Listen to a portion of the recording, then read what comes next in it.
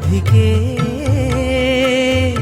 ഈ സംഗമം വനവല്ലിക്കൂടിൽ കണ്ടു കൊതിയോടെ അത് മുല്ലപ്പൂവായി നീളെ നീളെ വിരിഞ്ഞു. ഈ വാക്കുകൾ തേൻതുള്ളികൾ നീലത്തിൻ്റെ ബിംബം തൂകും അമൃതായി ഇന്ദ്രനീലരാഗച്ചെപ്പുകളിൽ നിറഞ്ഞു.